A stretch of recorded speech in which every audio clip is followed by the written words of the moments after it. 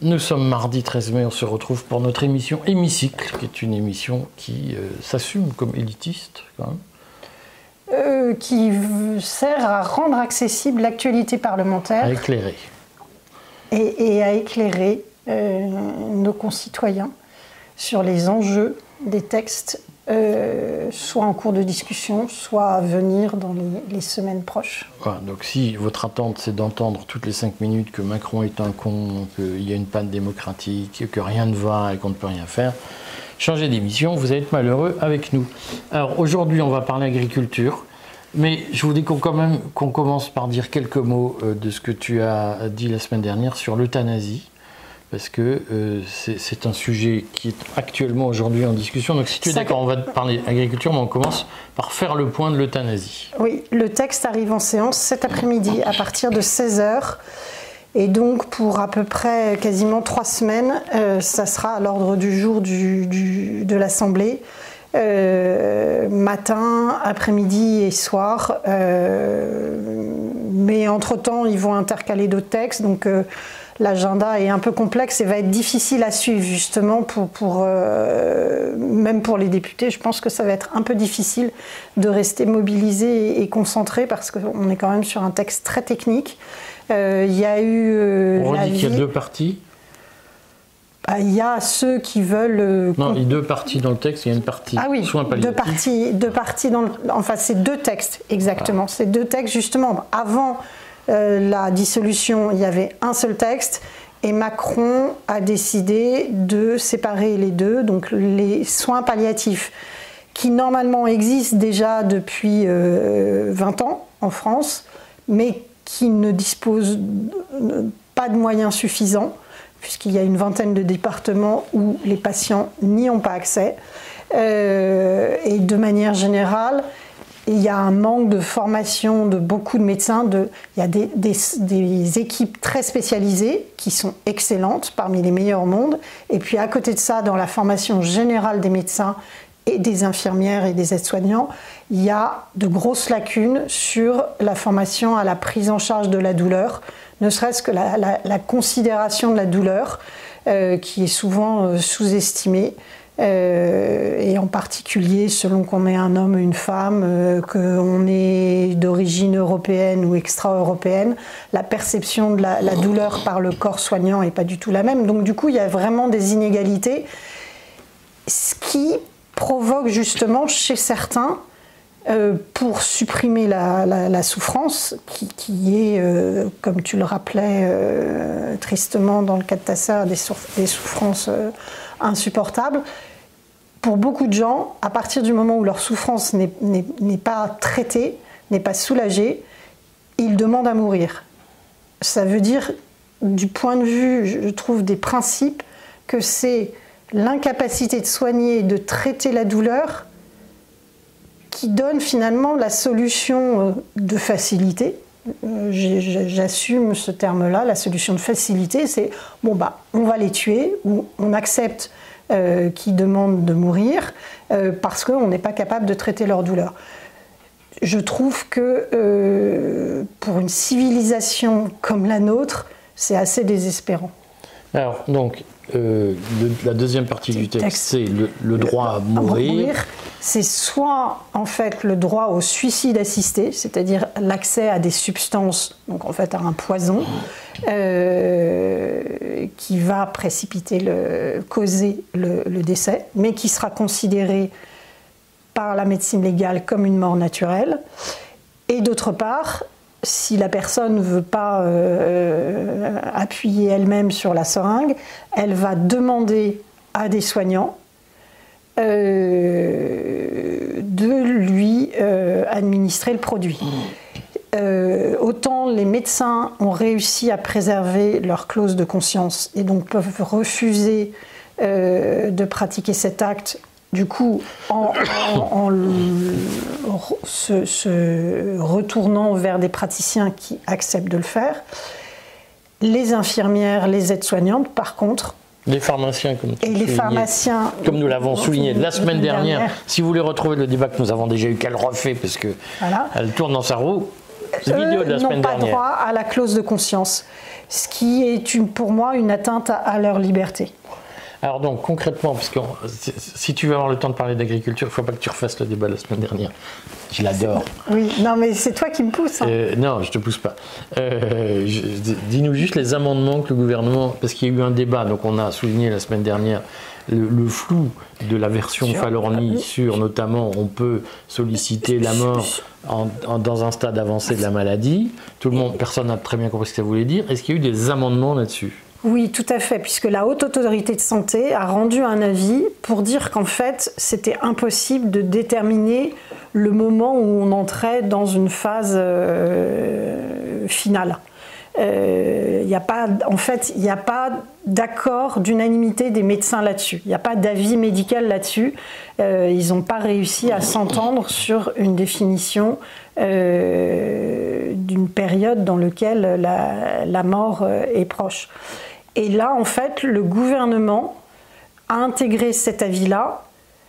C'est un peu un tour de passe-passe. Hein. Je trouve que c'est un peu un tour de passe-passe, ce qu'ils ont fait. C'est en fait, ça ouvre la voie justement à toutes les interprétations.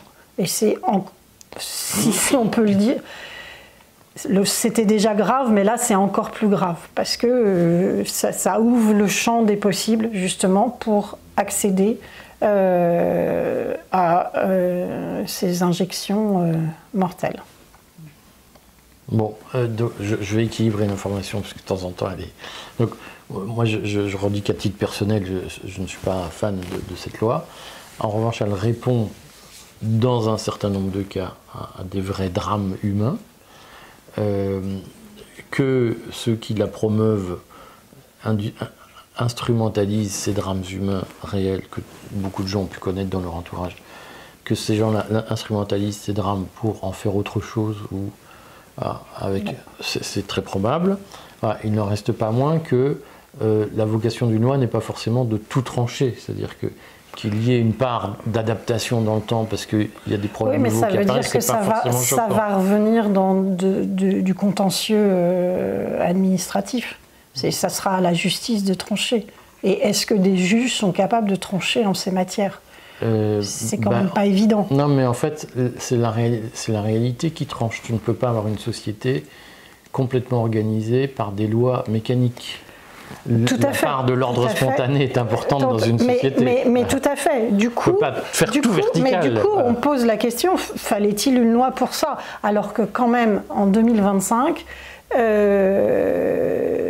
ça fait quand même, surtout depuis la médecine moderne, contemporaine, on sait très bien quand on en discute avec des médecins,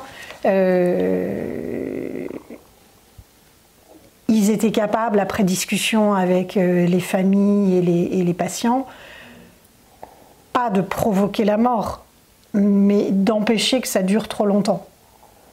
Notamment avec l'administration de somnifères puissants, qui, notamment dans les personnes faibles, les personnes fragiles, ralentit le rythme respiratoire et finalement aboutit à la mort, là pour le coup, sans souffrance. Oui, non, mais attends, mais moi je dis pas. Donc on n'avait pas besoin de là pour ça. Ce que je crains, je le redis, parce qu'il y a beaucoup de lecteurs qui, de mon point de vue, beaucoup de gens aujourd'hui sont travaillés par la colère, il y a le bien d'un côté et le mal de l'autre. Moi, je veux juste faire passer le message qu'il y a des sujets qui, de mon point de vue, doivent échapper à cette logique binaire qui m'agace. Mais justement, c'est que la loi... Je vais finir ma phrase. Il y a des sujets qui doivent échapper à cette logique binaire de « il y a les salauds d'un côté et nous, on est les bons ».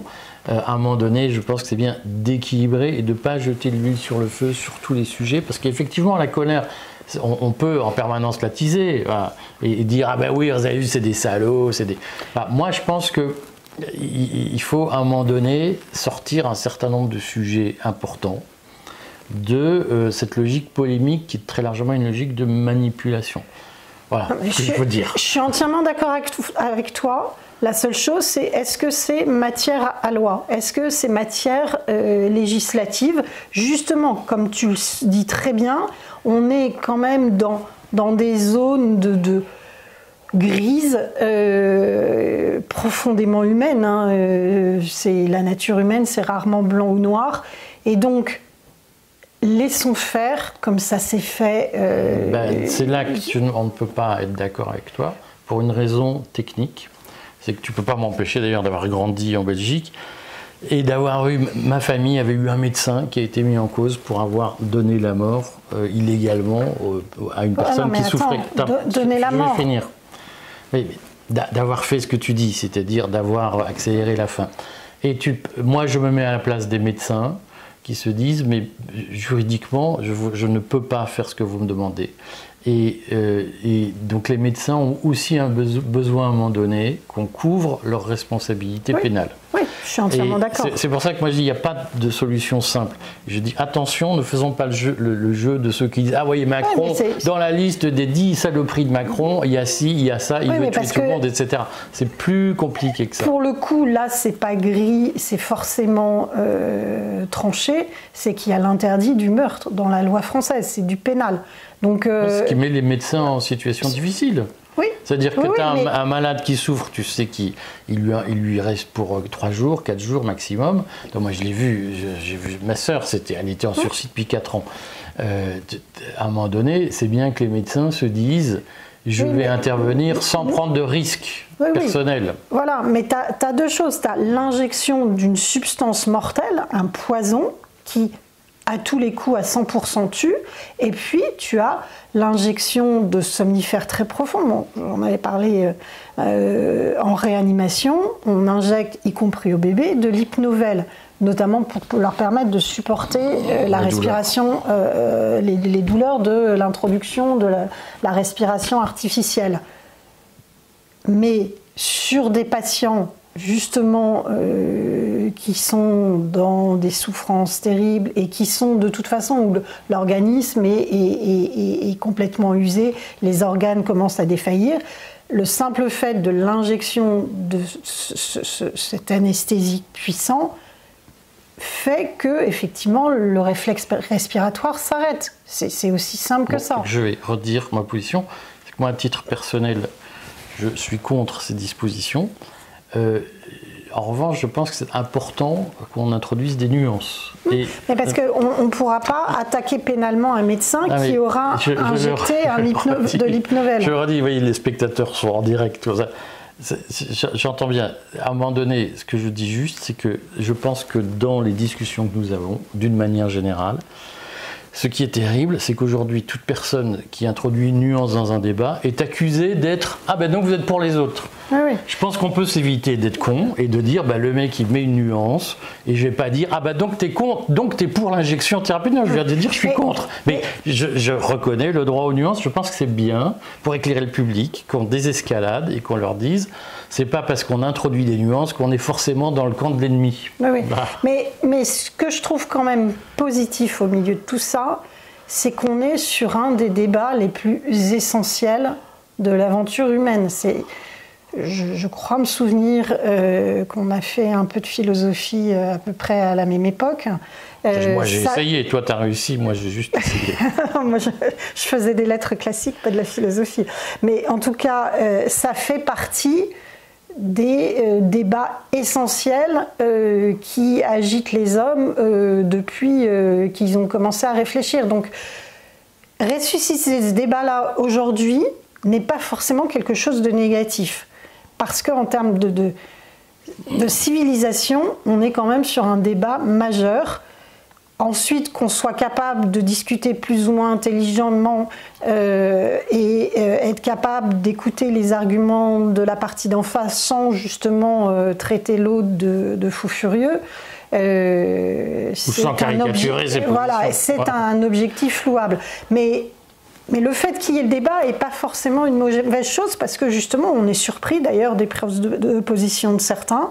Il y a quelqu'un par exemple à l'Assemblée qui, alors là il n'a pas été réélu député mais il s'était vraiment illustré lors du débat précédent avant la dissolution. C'était Jean-Pierre Daréville qui est de métier aide-soignant. Il était député communiste des Bouches-du-Rhône. Il a été remarquable. On a un député socialiste alors de l'Est, je ne me souviens plus le département exactement, qui s'appelle Dominique Potier, qui a un discours... C'est pas de la Meuse, lui? Je crois que c'est ça. Et qui dit, mais on peut être de gauche et être contre l'euthanasie. Et il a des arguments qui sont vraiment très profonds, très bien équilibrés. Et donc voilà, ça a le mérite, je trouve, ce débat, de faire sortir des personnalités comme ça, justement au-delà des clivages politiques. Il y a des gens de droite qui sont pour l'euthanasie, et puis il y a justement des gens de gauche qui sortent justement de ce qu'on pourrait attendre du cliché à gauche, on est forcément pour l'euthanasie. Ben non, c'est pas vrai. Donc je trouve que ce débat a ce mérite-là, c'est que face à une question aussi essentielle, on redevient strictement humain au-delà de la politique et du moins quand on essaie de ne pas être partisan, on redevient d'abord des êtres humains qui réfléchissent à une question essentielle. Et ça, je trouve que c'est bien, en 2025, qu'on arrive à ça. Moi, je suis pour une société de confiance. Je pense qu'il faut faire confiance même aux gens qui n'ont pas le même point de vue que nous. Alors, on va se peigner la gueule à nouveau, cette fois non plus sur l'euthanasie, où tu me prêtes des positions que j'ai pas. Et réciproquement. Et on va se peigner la gueule sur l'agriculture. L'agriculture. Alors d'abord, une petite note de contexte. Je ne sais pas si vous vous souvenez, mais il y a 18 mois, il y avait les tracteurs dans les rues, sur les autoroutes. Les lecteurs du courrier s'en souviennent, puisque nous sommes allés faire un reportage entre Toulouse et Pamiers, et on en était revenu avec des images où on voyait que, bon, c'était un mouvement moyennement spontané quand même. Hein. Oui. C'était assez organisé. Et bien organisé par la FNSEA qui s'est arrangé pour tout verrouiller. Et ce qui est étonnant, c'est que la FNSEA est revenue à l'Assemblée après, en audition, pour dire non, mais on demandait en fait pas ce qu'on a dit qu'on demandait dans la loi d'orientation agricole. Donc en tout cas, à cette époque-là, le gouvernement, c'était Gabriel Attal, avait fait un certain nombre d'annonces qui cochaient toutes les bonnes cases. Donc on était, c'est mon opinion, en pleine démagogie. C'était juste avant le salon de l'agriculture, en février, fin janvier, début février 2024. Donc il était temps pour pas se prendre des œufs et divers produits agricoles dans la figure lors de leur déambulation au salon de l'agriculture. Il était temps de faire des annonces. Et une des revendications, c'était qu'il y ait une loi d'orientation agricole qui était attendue depuis très longtemps, les syndicats y avaient travaillé et tout. La FNSEA a dit que c'était pas du tout finalement une réponse à la crise et que c'était assumé de leur part. Soit. En tout cas, dans la loi d'orientation agricole, il y avait un certain nombre de sujets qui sont des sujets récurrents, notamment la conciliation entre la vie des agriculteurs, l'activité agricole et la défense de l'environnement, la protection de l'environnement. C'est la fameuse question de l'usage des pesticides et la question de l'usage et du partage de l'eau.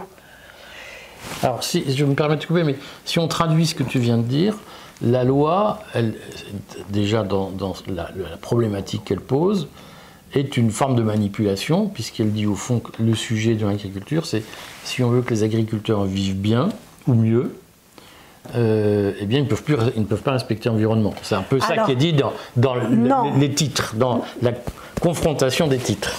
Alors, c'est sous-entendu. C'est ce que voudrait dire, et donc il y a eu, je reviens un peu en arrière, au printemps 2024, du coup, au moment où on s'est rendu compte que la loi d'orientation agricole, c'était surtout une histoire de calmer tout le monde, mais qu'il n'y avait rien dedans, à part un master agriculteur. On leur faisait cadeau d'une année supplémentaire d'études et ils pouvaient avoir le titre le diplôme de master. Je pense que les campagnes attendaient ça ardemment. Surtout ceux qui étaient les plus concernés par la grève. Voilà. Du coup, il y a deux sénateurs, mais surtout un sénateur qui s'appelle Laurent Dupont, qui est un sénateur de Haute-Loire, lui-même éleveur laitier, lui-même président de la FDSEA de la Haute-Loire, qui a eu l'idée de lister tous les sujets sur lesquels il y avait un problème en fait d'interprétation entre la loi française et le cadre réglementaire européen, et notamment sur l'utilisation des pesticides. Parce qu'en fait, il faut revenir un petit peu en arrière au mandat précédent d'Emmanuel Macron. En 2018, sous la pression des écolos qui faisaient partie de son gouvernement, il a fait voter une interdiction de l'usage de néonicotinoïdes. Le plus simple, c'est de parler de l'acétamipride, qui est utilisé contre les moucherons, notamment pour la culture de la betterave, pour la culture des arbres fruitiers, les pommes, les cerises, et pour la noisette, parce qu'il y a des pucerons d'hiver qui ravagent complètement ces cultures. La filière de la noisette est exsangue aujourd'hui. Le problème, c'est que ça, c'est juste le droit français qui a fait ça. Partout ailleurs dans l'Union européenne, dans les 26 autres, maintenant 25 autres pays de l'Union européenne, c'est tout à fait possible d'utiliser ces molécules. Alors, ça ne veut pas dire qu'ils empoisonnent l'environnement, soyons clairs, notamment pour la culture de la betterave. L'acétamipride va être enrobé, donc du coup, il n'y a pas de libération dans l'atmosphère, et en plus, la betterave est récoltée avant la fleur. Donc, tous les apiculteurs qui disent que ça va tuer encore plus d'abeilles, c'est faux, parce que la betterave n'a pas l'occasion de faire des fleurs. Elle est récoltée avant la floraison. Donc ce que tu nous dis, c'est que tous ceux qui expliquent que le problème de l'agriculture française, c'est l'Union européenne qui veut la tuer, tu nous dis, mais non, en fait, on se tue tout seul. Voilà, c'est ce qu'on appelle... le débat sur l'euthanasie. C'est ce qu'on appelle la surtransposition de directives européennes. Et donc, ça, on est les grands champions depuis à peu près 2012. On joue les bons élèves de la classe, sauf que ça, c'est aux dépens de notre agriculture. On essaie de faire, de laver plus blanc que blanc, sans tenir compte des exigences de l'agriculture. Une agriculture aujourd'hui industrielle et pas le maraîcher du coin, hein, pour pouvoir tenir ses rendements, a besoin d'utiliser certains produits pour se protéger des ravageurs. Et ça, c'est en attendant qu'il y ait des produits de substitution. Ce que demandent les agriculteurs, c'est laissez-nous encore utiliser ça de manière raisonnée, mais en attendant que la science, que l'innovation trouve des substituts qui n'auront pas les mêmes effets si vraiment les effets sont si négatifs que ça. Donc c'est pour une agriculture raisonnée. Est-ce que je peux poser une question? Je t'en prie. Ça veut dire que donc, moi, parce que je dis souvent des commentaires, c'est pour ça que je dis, ah mais il faut commencer par le Frexit et ça va régler les... On ne peut pas trouver de solution à notre agriculture sans faire de Frexit. Ce que tu nous dis, c'est que même si on fait le Frexit, notre agriculture, on ne la sauvera pas. Exactement. Le problème, c'est la bureaucratie française. Notamment, je vais faire une pique, tous ces inspecteurs généraux des finances, tous ces énarques, je pense à Asselineau, Philippot, qui nous explique le problème, c'est Bruxelles. Arrêtez, non, le problème, c'est les bureaucrates dont vous êtes issus. Ils sont d'abord français. Et il y a en particulier une des cibles majeures des agriculteurs, c'est l'Office français de la biodiversité, qui sont des ayatollahs. On attaque ensuite les agriculteurs en disant qu'ils font fi de la science. Là, j'ai vu des articles là, sur l'inquiétude sur cette proposition de loi. Ça fait fi de la science. Non, eux-mêmes font fi de la science. Le fait de ne pas savoir qu'on récolte la betterave avant qu'elle soit arrivée à floraison, d'ailleurs, c'est même pas avoir une pensée scientifique, c'est être totalement ignorant des réalités de l'agriculture. Donc, alors, que propose la loi sur ce sujet ? Cette proposition de loi a été du coup débattue au Sénat, adoptée au Sénat en janvier dernier. Donc il y a 3 sujets majeurs qui sont l'usage de l'acétamipride. Donc on le réintroduit pour la culture de la betterave, donc la betterave sucrière, hein, c'est pas la betterave rouge des petites salades de mâche, c'est la betterave sucrière, c'est-à-dire que derrière il y a toute l'industrie du sucre qui est en jeu. La grosse betterave picarde. Entre autres, et normande. J'ai découvert ça. Il y a la question du conseil et de la vente des produits phytosanitaires. C'est qu'on interdit aux producteurs, donc en fait Bayer, hein, pour résumer, c'est le plus gros producteur de produits phytosanitaires allemand, on lui interdit de pratiquer le conseil aux agriculteurs. Ça, c'était sous la pression des écologistes, c'était dans la période 2022-2024, la 16e législature. Encore une fois, sous pression des écolos, je crois que c'était une proposition de loi écolo qui avait fait ça, de mémoire, où on séparait le conseil et la vente. Là, ils sont arrivés au Sénat à une solution de compromis, c'est-à-dire que les producteurs de phytosanitaires n'ont pas le droit, effectivement, de pratiquer le conseil, mais les grossistes, c'est-à-dire les coopératives, par exemple, peuvent tout à fait, qui vendent ces produits en direct aux agriculteurs, peuvent aussi les conseiller. Ça peut être du bon sens, hein. Quand on va chez le pharmacien, on aime bien que le pharmacien, notamment en automédication, que le pharmacien nous oriente en fonction, tu vois, ta gorge, il y a plusieurs médicaments possibles pour te soulager. Bah, c'est le conseil du pharmacien. Et donc là, c'est pareil pour les produits phytosanitaires, c'est important que ceux qui vendent soient capables de conseiller. Donc il y a eu un compromis au Sénat. Ensuite, il y a la question d'un conseil stratégique de l'agriculture. Alors là, tous les écolos sont vent debout contre, et en particulier l'Agence nationale de sécurité sanitaire, ce qu'on appelle l'ANSES, qui connaissent rien à l'agriculture, qui disent, c'est justement eux qui disent nous sommes la science et l'agriculture doit se plier à nos avis. Sauf qu'ils connaissent rien à l'agriculture. Ce ne sont pas des agronomes. Et Benoît Vallet, qui a fièrement, tout scientifique qu'il est, a pris part au débat politique plusieurs fois en 2017 et 2022, puisqu'il a appelé publiquement à voter Emmanuel Macron. Là, il a mis en balance sa démission si jamais ce conseil stratégique de l'agriculture se maintenait. C'est-à-dire que, notamment pour l'utilisation des produits, pour l'instant, c'est l'avis de l'ANSES qui a force de loi. Là, en fait, le conseil stratégique de l'agriculture contournerait l'avis de l'ANSES. Donc c'est insupportable pour cette petite administration. Je ne sais plus combien il y a de fonctionnaires, mais il doit y en avoir au moins... À l'agriculture à l'ANSES. À l'ANSES, ouais, à mon avis, ils sont un millier, quelque chose comme ça. Oui, c'est ce que je pense. Voilà. Donc ça, c'est un sujet qui est particulièrement chaud. Il y a ensuite le partage de l'eau. Alors on va revenir sur le sujet des méga-bassines. C'est un sujet... C'est bien les méga-bassines ou pas, Sophie? Sujet auquel j'ai jamais rien compris, si ce n'est que... Le problème, c'est que c'est une question de droit de propriété, en fait. Ça touche au droit de propriété et en fait aux pratiques immémoriales de coopération entre agriculteurs. C'est-à-dire que dans certaines régions qui manquent d'eau, je pense en particulier à tout ce qui est Charente, Poitou, toutes ces zones-là, Nouvelle-Aquitaine, où il y a un très fort ensoleillement et des cultures très consommatrices d'eau. Oui, il y a les deux choses. Voilà. Certains agriculteurs se mettent ensemble pour creuser d'immenses, il ne faut pas dire méga-bassines, d'abord, c'est un terme qui est déjà orienté, ce sont des réservoirs.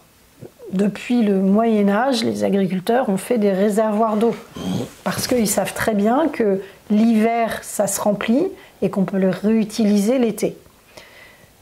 Les écolos et un certain nombre de gens qui se servent de ce sujet-là pour faire parler d'eux disent que du coup il y a confiscation de l'eau, que l'eau c'est une ressource qui devrait être accessible à tout le monde et que du coup il y a confiscation. Le problème, c'est que pour lutter contre ces réserves d'eau, ces gens-là ont utilisé des méthodes totalement illégales avec une violence extrême. Et clairement, c'est encadré par des mouvements qui ne veulent pas forcément la paix sur le territoire. Donc c'est un sujet qui a été pris en otage par un certain nombre de gens pas du tout bienveillants et qui, au fond, se moquent complètement de la question agricole et qui se servent de ça pour arriver à leur fin politique. Mais dans la pratique, la loi que tu nous décris... la proposition de loi Duplon, voilà, c'est pour... Le discours de M. Duplon est très rationnel là-dessus, c'est remettre du bon sens sur des sujets qui ont été pris en otage justement, notamment dans le cadre de coalitions plus ou moins baroques depuis 2012, entre les écolos et les divers partis de gauche. Là, il faut remettre du bon sens pour reparler des intérêts des agriculteurs. Mais au final, on est d'accord, les manipulations, elles peuvent être des deux côtés. Sur les néonicotinoïdes, on n'a pas dit, mais il propose quoi, M. Duplon? Il propose de réautoriser, jusqu'à ce qu'on trouve un substitut, de réutiliser l'acétamipride pour la culture de la betterave. Pour l'instant, il n'a parlé que de la betterave.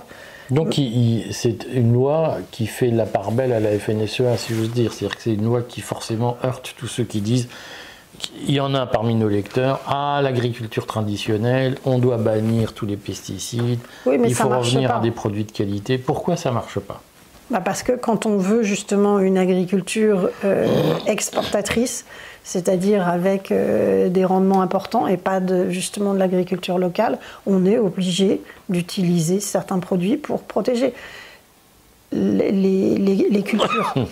On peut pas... Moi, je me souviens, ma voisine en Mayenne cultivait ses tomates en plantant, à côté de chaque plante de tomate, elle plantait des œillets d'Inde, les fleurs, les œillets d'Inde, que je trouve très laides, mais passons. Parce que c'est de la vieille sagesse paysanne. Les mouches n'attaquent pas les tomates, ne mangent pas les tomates et ne pondent pas leurs œufs sur les tomates parce que la présence de ces fleurs agit comme répulsif. Mais ça, tu peux faire ça dans ton potager, tu peux pas faire ça sur un champ de tomates. Tu peux pas faire ça. Mais d'abord, ça te casse le dos à ramasser les tomates. Deux, ça coûte quand même beaucoup plus cher à la vente. C'est-à-dire que le temps de travail nécessaire pour produire une tomate... Et on se rend compte aussi supérieur. Que tous ces gens-là qui prônent justement des méthodes dites naturelles, donc en fait l'agriculture biologique, finalement utilisent d'autres produits mais qui sont tout aussi nocifs. Et en plus, les rendements de l'agriculture biologique sont extrêmement mauvais. Et ce qui pose la question du coût, parce que c'est aujourd'hui, on sait, l'agriculture biologique est en train de complètement de s'effondrer parce qu'elle n'a pas trouvé son marché. Il n'y a pas suffisamment de gens qui ont les moyens de s'acheter ces produits beaucoup plus chers et dont en plus la qualité n'est pas forcément supérieure au produit qui aura été traité avec des produits type phytosanitaire. Donc la question, c'est que notre agriculture doit être productive. Elle doit être rentable, productive et exportatrice. Tu es en train de me fâcher avec 90% des lecteurs là. Non, mais comment peut-on dire des choses pareilles? Il faut faire des produits de qualité, ma bonne dame. Oui, mais dans ce cas-là, cultivez-les vous-même. Faites votre potager. Ne vous attendez pas à aller dans un supermarché trouver pas cher un produit qui aura été produit dans ces conditions-là. La meilleure qualité, de toute façon, moi j'ai un très bon ami qui a fait l'école d'horticulture ou d'agriculture d'Angers, très bonne école. Il a eu un tout autre métier, il est retraité maintenant, mais toute sa vie, il a cultivé dès qu'il pouvait son potager, il a nourri ses 5 enfants avec son potager, ils n'ont jamais acheté des fruits et des légumes dans le commerce. Ils se sont autosuffis, mais ça c'est valable à une très petite échelle. Et puis c'est valable aussi parce que il vit à la campagne, mais je ne suis pas hyper convaincue par les potagers des balcons parisiens. Je ne suis pas certaine que ça suffise à nourrir ces familles-là. J'ai une religion sur le sujet. Je ne mange pas de légumes, comme ça je ne suis pas contaminée par les pesticides. Non, tu manges des frites. qui est un légume comme un autre. Bon, tu me déçois un peu sur ce sujet parce que je te trouve pas très allante par rapport à ce que tu m'avais. Je me disais, on va se peigner la gueule, mais non, finalement, tu as pris une position très mainstream. Tu es devenu macroniste, peut-être. C'est une blague. Je reviens non, plus. Parce qu'il y a plein de gens qui me disent « Ah, vous êtes macroniste, vous n'avez pas dit que le monde s'effondrait. » On dira quand même 3 mots. Elle passe quand la discussion sur cette proposition de loi? Ce qui est intéressant, c'est que donc, après avoir été votée fin janvier à l'unanimité au Sénat, elle était inscrite à l'ordre du jour de l'Assemblée, elle est passée en commission. Alors ce qui est intéressant, c'est que ce n'était pas en commission des affaires économiques, ce qu'aurait été l'agriculture, normalement, c'est en commission des affaires économiques. Mais là, il y a eu une lutte de pouvoir, c'est la commission du développement durable, ce qui faussait complètement... Ce qui est mauvais signe pour la loi. Voilà, c'était un parti pris d'emblée. Maintenant, on fait des commissions de développement durable. Oui, c'était dans la commission des affaires économiques et c'est dans les années... début des années 2000 qu'ils ont créé le sort de l'ADEME et de la réindustrialisation est aussi confié à la commission de développement durable, donc on est sûr que ça va marcher. Bon, on est rassuré. Il y a Edouard qui arrive, il faut que tu termines. En DDAT, la semaine dernière, ça a été voté le 6 mai, mais la proposition de loi a été complètement déshabillée de son contenu, parce que ce sont les écolos qui ont mené le débat avec les macronistes et les socialistes. Les LR étaient complètement absents, alors que c'est quand même une proposition de loi du Sénat, d'un sénateur LR. Mais là, ils n'ont pas été capables, je ne sais pas, il y avait peut-être les cérémonies diverses et variées dans leur circonscription, mais ils n'ont pas été capables de se mobiliser sur quelque chose où ils sont attendus. C'est une loi très lobbyée par tout le monde. Et enfin, donc, cette loi qui aujourd'hui est toute vide de sens, arrive en séance le 26 mai, intercalé au milieu du débat et donc là, c'est en deuxième lecture? Non, on est en première lecture. À l'Assemblée? À l'Assemblée. C'est une loi qui a été d'ores et déjà votée au Sénat. Vidée de sa substance au Sénat? Non, elle était intacte au Sénat, puisque c'était l'initiative du Sénat. C'est en commission à l'Assemblée? C'est en commission qu'elle a été... C'est Edouard. Il va se faire engueuler parce qu'elle empêche Edouard de monter. Donc là... On interview en même temps. Voilà, bon, vas-y. Donc cette loi, aujourd'hui, ne ressemble plus à rien. Donc les agriculteurs vont être à nouveau très remontés, agités effectivement par ceux qui les agitent habituellement. Mais encore une fois, on a l'Assemblée parisienne contre le pays réel et les gens qui bossent. Vous avez vu avec quel... délice, elle prend plaisir à faire attendre Edouard. Ça s'appelle vraiment la perversion. Bon, allez, à la semaine prochaine. À la semaine prochaine. Merci.